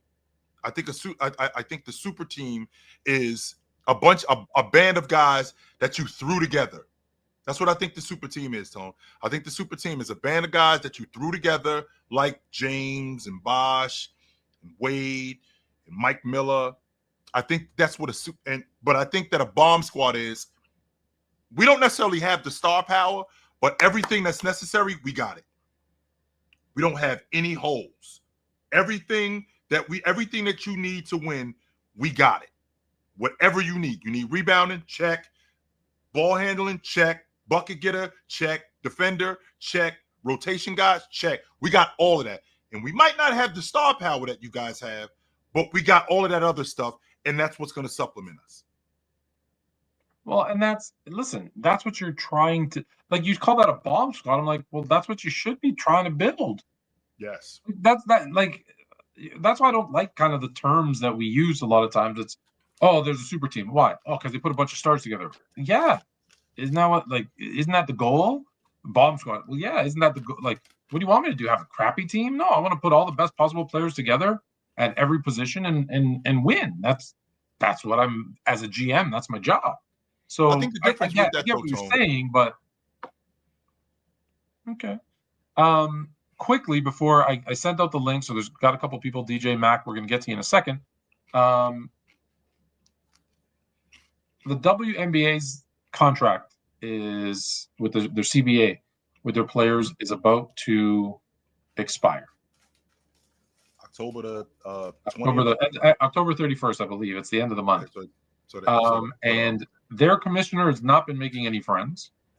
Mm-hmm. I've already said the people running the WNBA are morons. And I've left I'll still be a GM. Give me the Charlotte Hornets. I'll turn them around. But I'll also take on the job as commissioner of the WNBA because I think I could use half my brain and do a better job than what they're doing in terms of marketing and their business deals. Adam Silver said he acknowledges that there's work to be done to repair the relationship with WNBA players as they negotiate the new CBA. Mm-hmm. Is it repairable? Or I heard a rumor that the commissioner, I think, should do it now, but has said after the CBA negotiations are done, she's stepping down. Mm-hmm. When you hear stuff like that, when you hear, stars of the league coming out and saying, "Oh yeah, she said that they're lucky to have the WNBA," what are you thinking? I'm thinking that there's a trust issue, and when there's a trust issue in leadership, I don't think that that's repairable. I think that this is something that's been going on for years now, and they've continuously said that they're trying to fix it when there has been no result whatsoever. So because there's been no result whatsoever, why are we still here? You clearly aren't doing anything to fix this. You're not. And when I feel like, Tone, when the trust is broken, and I feel like the trust has been broken with the commissioner and the union, I feel like the trust has been broken. And once the trust has been broken between them, they have no respect whatsoever for what they're doing in terms of the commissioner. None. We have no respect in your leadership. We have no confidence in you making anything better. So when you have a player like Fee come out and with receipts say everything that she said this, Tone. She gathered all of this based on what was going on within the landscape of the league. And she put all of this together over the course of time. Like, this isn't something, right? This isn't something that she just came up with when she went to the microphone. No, this has been going on for quite a while now. So because this is going on for quite a while, this is how you feel about us, right? This is how you feel about us. This is what you think we are. So because this is what you think we are, we don't have any respect for you as a commissioner, and I think it's time to move on. So I don't think this relationship, Tone, is repairable. I don't think that there's a future for Engelbert as the commissioner in the WNBA. To your point, I think that if you guys are going to move on, the time is now to move on, because she could sabotage negotiations. She could throw a monkey wrench in it and stall this thing and make it way worse than what it is. So I don't think that this thing is repairable at all. Yeah, no, I agree. I think they need to just get rid of her today, and I'll go in and negotiate the deal for them. I'll take good care of everybody. So just to be clear, I know the truth, but are you James Posey or Aaron Glenn, or neither? Neither. Yeah, that's what I thought. Okay, DJ, you ready? DJ's up first. Go ahead, DJ. What up? What's up, Fluent? What's up, Chill? What's up? Quick question to piggyback off of the WNBA situation. Being as though with the upcoming stuff that's going on, do you see in the near future where the ladies possibly sit out and not play until they get somebody better in office? And can they afford to do that? I could see it, and it would be disastrous, because I believe, and I'd have to read the contract to know for sure, but there typically will be a clause in that TV deal that they signed. So they signed a $2.2 billion for 11 years, something like that, contract. And if there's no games to air, there could be an out clause. And if they see a long-term strike or walkout or lockout, and they pull that deal, that could be the end of the WNBA as we know it. Wreck them. Because just remember, last year alone, they lost $50 million. So if you now take that league that's about to make money, like, this is the year that they're going to be profitable. They're about to get that money. If that money comes off the table, it could be the end. So you think that could affect the expansion teams? Because remember, it's expansion teams coming out like the next couple years until like 2030. I think like a Detroit team, a Portland team, a Toronto team. Do you think that could affect, any debuts in new cities? We can't expand if we don't have a product. League. Yeah, you can't expand. Yeah. You can't expand if we don't have a product. And if they take that deal off the table in terms of the TV deal, okay, if the TV deal comes off the table, that means that sponsorship comes off the table, because that's where the money is in TV. It's in sponsorship. So if we don't have a product to put on TV, we get out of this deal, Why is Philly getting a team? Basically, where we are, we're back to the 90s when we were trying to sell this thing. We're actually selling it now, and it's working. So the last thing we need is to have a strike where here's the good thing. The good thing is that the season is over in about a week. The season's going to be over. Yeah. So they have from October until March. I think training camp opens in April. They have from October till April to put a deal together. This is not like, yo, we're going on strike on April 20th. No, we got until, we have until training camp opens to put a deal together. And if we got 6 months to put a deal together, if we can't get this done in 6 months, we have a huge problem. And that means Philly, Toronto, Miami. We don't have any teams. We don't. Because we don't have a product to put on the floor. Which also is so bad because those teams, those expansion teams, when they come in, they pay an expansion fee. It elevates everybody's revenue. Like all of the stuff they're doing is right. I think they could have got a bigger TV deal, but forget Tone, you keep saying that. Like, Tone, I really need you to elaborate on that. That you think they could have got a bigger TV deal. Like, I know for a fact they could have got. They for sure could have got a bigger deal. Like $2 billion sounds like a lot. It does. Over 10 years. When you split it up over 11 years, it's $200 million, which again sounds like a lot, but it's not because they're already, they've already surpassed that in their own revenue. Like I think realistically, like Cheryl Miller thought like 6 point something billion.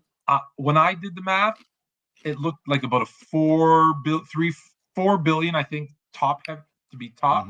For that long of a term, they could have gotten realistically 4 billion. And that would have been a game changer. Now what they have to do is taking the 2 billion. Now they're working these other side deals, which they have, right? 600 million here, 200 million there. They're going to make it up, but it's going to be hard because now it's all piecework. So I think there was more there, but even still, you've been losing money, but $10 million. Okay, last year was $50 million because they added the private chartered planes. But $50 million, they're going to get $200 million plus they have another deal. Like I said, that $600 million deal, which is about $50 million a year.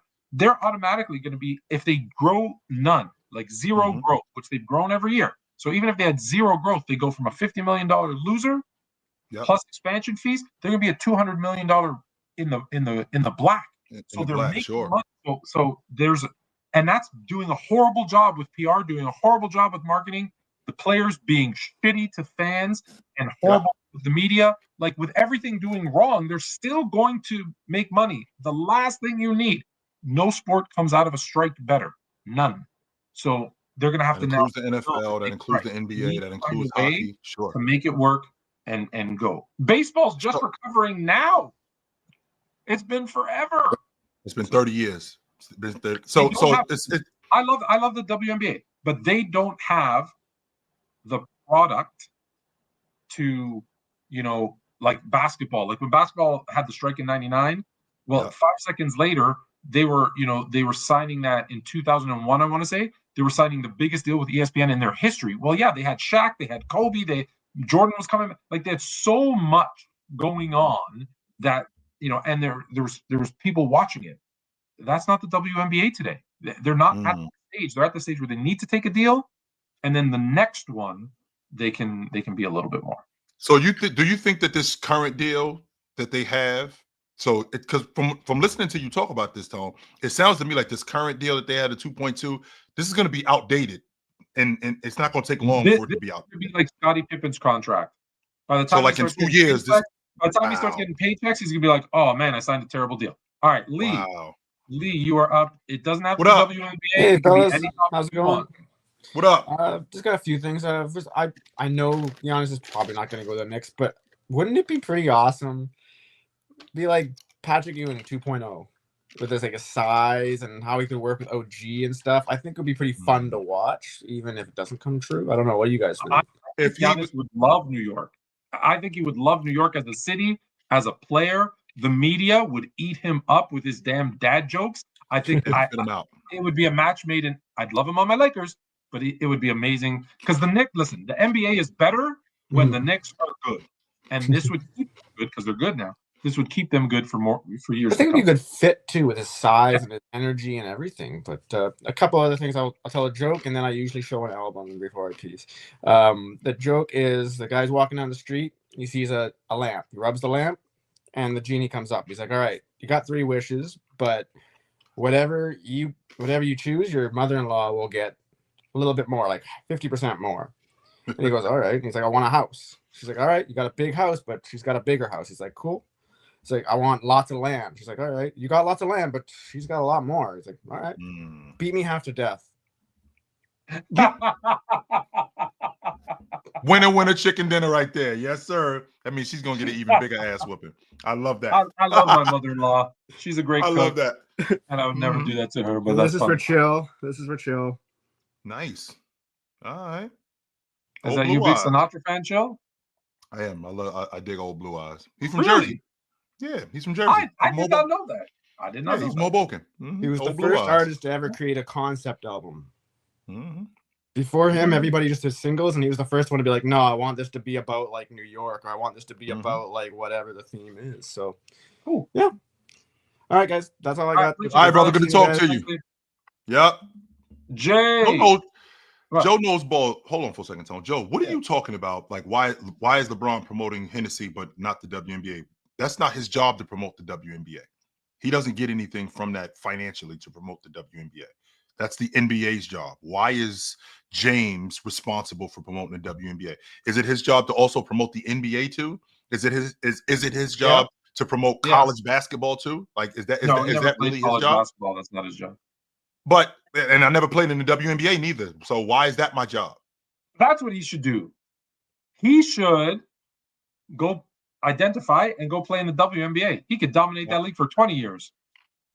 Why am I doing? I don't understand why I'm. He'd be the greatest ever if he played in the WNBA. Joe knows ball. I mean, are you okay, my man? Is everything all right with you? I just want to make sure that you're all right. So, I mean, why are we? Hold on. The NBA. Hold on. The NBA does own like 42% of the WNBA. So, as an NBA player, as the face of the NBA. So if that's the case, all right. So why weren't you guys saying the same thing when Shaq was the face of the league, when Bryant was the face of the league, when Jordan was? They didn't own the WNBA back then. They didn't own 42% of it. Okay, so how was the WNBA operating when in 1997, when in 1996 when it first started? How was it operating? They were just their own separate league. It was an independent league. Okay, so with it being an independent league, why wouldn't you? Let's just say for the sake of argument that this is an independent league. What is my vested interest in promoting the WNBA? Because I play in the NBA, and the NBA is a part of the WNBA. I don't understand why I have to do that. Because last I checked, I don't see WNBA chicks on the sideline at NBA games on the regular. I don't see that. They don't need it. And you wouldn't recognize them anyways. But you wouldn't need them there. Hey, so why is this my problem? I don't understand why this is my problem. How do you feel about WNBA players and fans referring to the NBA as the MNBA? That'd be awful. They're doing it. I'm asking you, how do you feel about them saying if we're the WNBA, then they're the MNBA? We don't need to identify as the MNBA. You know what it is. This is the men's league, and that's the women's league. What the hell? What are we doing here? No, I'm just telling you what they're doing. All right, Jay, we're gonna talk some Celtics. Actually, I was gonna bring some football in this. Let's go. Yes, I'm gonna bring some football. Picks. We're gonna make some football picks too. Let me get your thoughts on Caleb, Fluent. I gotta know what's going on with your Bears. You all in on this kid? Listen, I'm not. Fool me once, shame on you. Fool me twice, shame on me. I am never going to believe in a Bears quarterback ever. Even if they win a Super Bowl, I still will not be fully in on any Bears quarterback. So I am hopefully optimistic, and that's as best as it'll go. That's as best as it'll go? Yep. Even if he's like the first 4,000 passing yard quarterback, which he seems to be on track for. He could win an MVP a Super Bowl and a Super Bowl MVP, I will still not be fully sold on any Bears quarterback. Did you watch any games in Week 5? Any Week I 5 watched games? tons of games in Week 5. Absolutely. Are there any like dark horse teams that you're looking out for? You're like, oh, this team is going to be dangerous in the NFC or the AFC. You know which teams actually? His guy, who I would call Danny No Dimes, I would be worried about the Colts, and I don't know what I saw out of that generational talent, Trevor Lawrence last night. Oh boy. Or is it last night? Was last night Monday? Yeah, last night. It was last night. The Jags and the Colts are going to surprise some teams. I don't know, man. I can't believe it. He fell twice to the ground, and that D line couldn't. I don't know how he still got up and ran in that touchdown. And still, I'll tell you. And still, I was expecting Mahomes to lead a comeback with like 20 seconds left. I still thought they were going to pull it off. Seriously? Yeah, 100%. You thought there's no way you thought that, Chill. You didn't think that. They got Patrick Mahomes. Why wouldn't I think that? Why wouldn't I? They have Patrick Mahomes. 20 seconds left. I've seen him do it in other situations. Yeah. 20 seconds. It's Patrick Mahomes. Mm-hmm. But you know what I'll tell you? I'll tell you one. I told you ones to watch out for. Here, I'll give you one that's fool's gold. This guy's Niners. Fool's gold. They are numero uno in the NFC. Suck it, baby. Gold. After we beat Tampa this weekend. Yeah, sure. Number one. Off a hired gun. After number hired gun. Joe, I don't want to hear none of your bullshit because you couldn't stand Mac Jones when he was with the Patriots. So he was trash. He was trash. Right. So now all of a sudden he's a hired gun for the 49ers. He is a hired gun. Did you just say the Niners were going to be drafted by y'all? What did you just say? After Sunday, after we beat Tampa, number one, we're already number one in the NFC.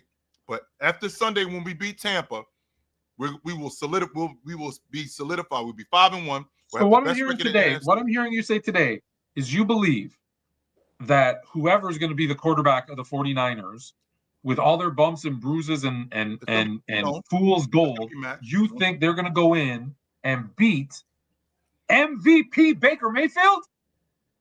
Tone, I don't want to hear a word out of you about butter. MVP. I'm not MVP. If the MVP was Baker. Are we playing in San Francisco or are we playing in Tampa? No, it's in Tampa. Mm-hmm. It's in Tampa? Tampa.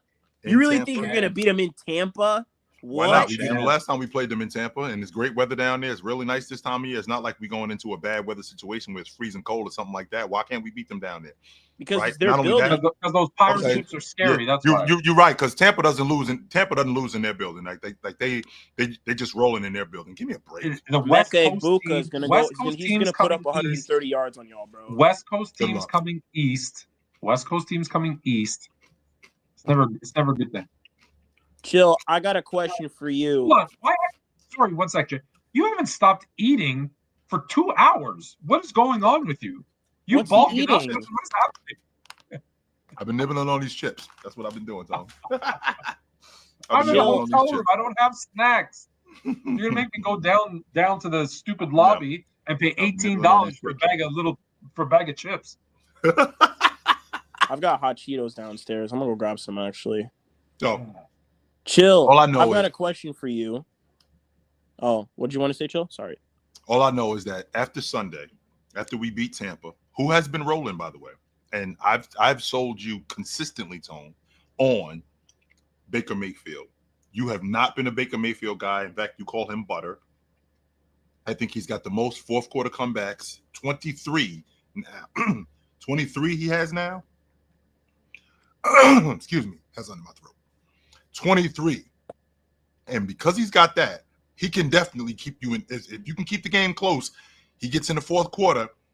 I love his decision making. I love his ability to scramble. He knows how to get to the first down marker. On top of that, he's a great clock manager. I love that about him. He will, however, make mistakes. I do love that about him. He definitely will make mistakes. And because he'll make mistakes, I think my defense is good enough to force that with him. We did the same thing with the Rams. You saw what happened at the one when they were trying to punch it in. We got a fumble at the 1 yard line. I think we can do the same thing with Baker Mayfield. I think we got to rush. I think we got to consistently rush him. What I don't want to do is I don't want to rush him with 8 or 9 guys and stack the box, because he's going to end up blowing right through that and he's going to carve us up. If I could keep him in the pocket for a little while and make him make decisions, I think that's where we can get him tripped up at. That part right there. But wouldn't it just be negated because he's a really good fourth quarter quarterback, though? It would be negated if we were up, though. I think that's the difference. Mm-hmm. Look, as of right now, I kid you not, regardless of what I've said about Baker, Baker is playing at an elite level right now. He has been the best quarterback in the NFL this season. And if you're looking at Niners and Bucks, I know you're picking the Niners because you're a fan. I'm telling you as an impartial person who you know how I feel about Baker Mayfield, the Bucks are going to solidify their spot as a team to worry, especially the Eagles, because it's their conference to lose. They're going to make a statement. It's going to be a statement game against a very good but hurt 49ers team. Who's injured with the 49ers right now? Who's injured? Who isn't injured? Who isn't injured? George injured right now? Who? Is George injured right now? Yes, everybody. George has been out almost a month, so he's still another week away. Our quarterback is hurt. Our wide receiver, we still haven't gotten Brandon Ayuk back. C-Mac is banged up. He's not 100%. I'll go through the list for you. Mm-hmm. Watkins is questionable. Purdy is questionable. Purcell's questionable. Jennings is questionable. And Beal Jr. all questionable. And those are just the ones who might make a comeback this week. So, meanwhile, we still find ways to win. So, Chill, I've got one more question for you, Chill. I had this conversation with you a while back about who you think the best quarterback to ever do it was, and you think it's Joe Montana. I don't understand why you brought up this point about his passer rating in all his Super Bowls. No, I didn't. I didn't say anything about passer rating. I said undefeated in the bowl game, no interceptions. I did say that though. But I don't think it's fair to bring that up though. Why? Because Tom Brady was undefeated in the bowl game. When you're talking about a guy who's played less than half of the championships from the other guy, I mean, why would we bring that? You can't ask a 49ers fan why he has Joe Montana as the greatest quarterback of all time. What are we doing? That's like asking a Patriots fan why Tom Brady is the best ever. What are you doing? Well, I mean, I'm trying to disprove it. Like, why you would ever even think this? You always try to what you always try to do when you try to debate me is you try to disprove my logic, and you can't do it. You got a lot of work to do as a debater, sir. A lot. You're not there yet. You're getting close though. You are. You're getting close. All I can do is get better, Chill. That's all I can do. You're getting close, brother. You are. You're getting close. All I can do is keep working, brother. Good to talk to you. We appreciate it. No doubt. All right, have a good one. Appreciate it, man. Have a good night. Absolutely. All right. I'm just gonna randomly pick three NFL games because we only got like 9 minutes left. We'll make 3 picks and then we'll call it a night, and I'll go sleep on a lumpy bed. Not true, actually. It's very nice. I'm staying at a very nice hotel. We'll do the Thursday nighter just because it's a Thursday nighter. Should be an easy pick. Eagles and Giants in New York. Yeah, I'll take Philly. Mm-hmm. Yeah, I think everyone's got Philly. I'm trying to look for games that most of the games are like. This is actually, if you think, there's not a lot of good games. Like Bengals this and weekend. Packers. Yeah, like Bengals and Packers would be a good game, but the Bengals stink right now, right? They're just garbage. They did just trade for Joe Flacco, so let's see what that's about. Yeah, sure. That's gonna help. The Broncos and Jets, right? The Jets are 0-5. No one cares. And it ain't it's not because of Justin either. He's actually been playing really well. He's actually played well. The Browns and Steelers. The Browns stink. The Chargers and Dolphins. The Dolphins are hot garbage. The Patriots and Saints. Listen, the Saints are tanking for Manning. Let's just be honest. They're going to have another Arch Manning starting as their quarterback, which I think is actually great. I love this stuff. Good, Tom. Unfortunately, he's not that good. Yeah, I know, but it's better than what they got. Rams and Ravens. I can't believe I'm saying this. The Ravens stink right now. They are trash. Cardinals and Colts actually might be an okay game. But I think the Colts are just rolling right now. I think Danny Dimes, like what? Tone, but here's the thing and what is it about Danny Dimes today, right? What is it about Danny Dimes today that that's swaying you with him? Because when I talked to you about Danny Dimes years ago, and I told you that wasn't a self-proclaimed name, right? When I told you that, you were out on Daniel Jones, OUT out. When I told you that the Giants were ruining him, that they had wrecked him, you weren't buying it. You thought he stunk. You had him in the same tier with Baker Mayfield in terms of stinkability. You thought he was garbage. Right. What's hey, that's the thing. What's selling you now, Tone? Because I'm not really sold. I'm not sold on him. What I'm saying is he and the Colts are playing well. That's all. Everybody, listen. Ryan Fitzpatrick wasn't a great quarterback, but when he started rolling, he was rolling. And you got to give him credit when he's rolling. But no one ever said that's going to be a great court. Like, no, he just Fitzmagic had his moments. He's having his run, and you're going to see by the end of the season, I'll be telling you, oh yeah, wow, they started off 5-1, and here they are at 9-8. Ooh, like. It's not going to last. It's first and foremost, I love how they've put together that offense. I think Jonathan Taylor is one of the best running backs in the league. When did Danny Dimes look good? When he had Saquon Barkley running at his best. Yes. Why does he look good now? Because Jonathan Taylor's doing a great job. That doesn't mean he's a good quarterback. It just means that, hey, when he's got a running back who he can rely on, he doesn't screw it up enough. Awesome. Like that's what's happening right now. And Jonathan Taylor's on my fantasy team. So let's continue having a lot. I am 5-0. Shout out to from the sidelines. Show on Sports Fluent. Yeah, I'm the only one that's undefeated. That being said, here's a game. Here's a game because we're only got 5. Seahawks and Jags. Are the Jags for real? This is going to be a test. That defense is for real, Tone. I'll tell you that. That defense is 100% for real. Yes, it is. No doubt. And the fact that Seattle coming down here, I think they're going to handle them. Right? Are you going to go to the game? I'm actually, I think that I'll be back on Saturday after, I think I'll be back on Saturday. I want to go to, because the 49ers play Tampa. Yeah. Sunday. So I'd actually like to go to that game. That's only a few hours away, right? It's like 3 hours on the other side of the state. When I was in Tampa, you drove up and saw me, so that's why I figured it wasn't that far. Yeah, it ain't that far away. You should go to that game for sure. Do you want me to call up anybody, get you some tickets? Hey, if you know somebody over there, that'd be dope. Yeah, I would definitely do that. Let me see what I can do. If you know somebody over there, I will definitely make a trip to. I will definitely make a trip to Tampa. If you know somebody over there, make it happen. All I know is try my best. But not me, so I can't guarantee nothing. You look come to my city. You didn't even hit me up to grab a beer. But anyways, I digress. That is not true. He was walking around town shooting videos with people. Never said what's up. Cowboys and Panthers. I've never been to Toronto one time. He's lying. Don't let him tell you. I didn't say you. I said you let your cousin come here. And I thought you said me. I was about to be like, wait a minute. That's not true. you know you're coming. I know when you come, we're gonna hang out. No way I'm coming up there, and I ain't going to try to find my man.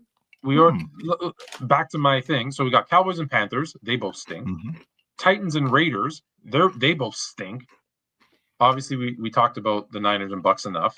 Lions and Chiefs. That actually might be a good game, but I still got the Lions. I got a question for you, Tone. Is it ridiculous for me to think that Kansas City can miss the playoffs this year? No. That's not ridiculous for me to think that. No, it's not ridiculous at all. It's not ridiculous. It's not ridiculous to say that because the Chiefs and Patrick Mahomes will have the same. Listen, people talk about Tom Brady the GOAT, Tom Brady the GOAT. There was a 10-year span where they didn't go to the Super Bowl. They didn't win the Super Bowl. They weren't great all the time. So this is just that section. He started off amazing. They went to a bunch of AFC championship games. They went to a bunch of Super Bowls. They won a bunch of Super Bowls. Now there's the lull. Now it's can they, rebuild it, refurbish the team, and make another run. That's going to dictate whether Patrick Mahomes goes down as, a guy who started great or is an all-time great. I think you're right. Like people crowned him as the GOAT, but he's got more work to do. Bears. Okay, Monday night. There's 2 games on Monday night. Bills and Falcons. Buffalo redeems himself because Agreed. after what happened with the Patriots, who have looked really good. Drake May does not suck, Tone. No, he doesn't. Drake May does not suck. No, he does not. I like their running game, and I like the fact that Mike Vrabel is looking at this crew and he's looking at Drake May as a viable quarterback. And whatever he knows how to do, we doing that. Whatever he doesn't know how to do, we're not doing that. I'm watching him roll out. When he rolls out, especially to his right, when he rolls out to his right, it's real short stuff. 5-yard outs. He's not throwing over. He's not throwing across his body. And I think Coach Vrabel, I think that's the part of his game that he wants to keep in. It's quick stuff. 3-step drop, slant. 3-step drop, curl, stuff like that. And a 5-step drop, he gets out of the pocket really quickly. I think I like how they developing him in New England. I'm gonna take New England over Atlanta on Monday Night Football. Yes, I am. Buffalo. I'm sorry. I'm gonna take Buffalo over Atlanta. Yeah. I'm not a fan of Pennick at all. I think his reads are really tricky. Left-handed quarterbacks, as much as I dug Steve Young, left-handed quarterbacks were always tricky for me because it looked like an unorthodox throw because you're throwing the ball the opposite way. So I'm used to a right-handed quarterback and you're throwing the ball left-handed. All right. So with that being said, I think his reads are slow. I don't think that he uses his check down nearly as much because Robinson is the real deal. And he doesn't get him the ball. He doesn't get him the ball nearly as much. With that being said, I think Pennick is is it Penix? Is that his name? I want to make sure I'm saying his name right. Penix. Yeah. Sorry, Penix. I'm crying over here as Aaron Judge. Why would you pitch to him? Just hit a 3-run home run to tie the game 6-6. Oh my goodness, Tom. Don't pitch to him. Wow. Anyways. I'm gonna take Buffalo. I think they redeemed themselves from the loss against New England. I think they back to their running game with Cook, and I think Josh Allen takes better care of the football. I think their defense steps up too. So I'm going to take Buffalo. Last one, and then we're out of here. Mm-hmm. Last year, the Chicago Bears played against the Washington Commanders, and Jaden Daniels threw a ridiculous Hail Mary at the end of the game to break the Bears didn't win another game after that heartbreaking loss. Wrecked them. They need to dominate Washington this week. I'm taking my Bears in Washington. Don't you say anything other than you agree. All right. Well, sign us off. So if you otherwise sign us off, we're done. We're done. Well, as I was saying, Jaden, he's healthy. I do like your defense, and I love your pass rush, Tone. I do. Me too. I love your defense, and I love your pass rush. That's who we are. That's what, like, the Bears have. The only way we win. That's why I say I don't believe in any of the quarterbacks. We win when we have a superior defense and a running game. So let's stop trying to reinvent it and follow everybody else in the league with a good quarterback. No. Just running back, defense, and bring back the Honey Bears. I don't know if you know this. They won the Super Bowl, and Mrs. McCaskey, whatever the hell her name is, she got rid of the Honey Bears, the cheerleaders, and we never won a Super Bowl since. Since then. The curse of the Honey Bear. Let's get the cheerleaders back in here. Yeah, let's do that. Let's get the cheerleaders back in here. Tone, how you feel about the really quickly? I know we got to get out of here soon, but Tone, how do you feel about the development of Caleb? Like, what are you seeing from him that you're going, all right, I think we on to something? It's the opposite. It's the opposite. You don't think you're on to something? No. It's what I see is, man, we're trying to screw him up like we did every other quarterback, but he's talented and he's finding ways to be better than how he's being coached. Because Justin Fields looked much better. outside of Chicago. Every quarterback just looks better outside of Chicago. If we drafted Patrick Mahomes instead of Mitch Trubisky, you would have wrecked him. You would have wrecked him. We would have said, you know, why did they, you know, reach for this Patrick Mahomes kid? He stinks, right? Like, and that's just the curse of the Bears. And so I think he's not developing because of the Bears. I think he's playing well despite of the Bears. Right. All right. Well, there you have it, ladies and gentlemen. You know what time it is when you see me and my man Tony Tone. We do this every Tuesday night right here on the Chilltown Hoops and Sports Fluent Network. Every week, we will see you guys soon. Until then, put on a suit, drink water, don't drink and drive. Hey, man, call your mother. When's the last time you talked to your mother? I just was with my mother this weekend. It just passed. Call your mother. We'll see you guys soon. But until then, take it light, but take it.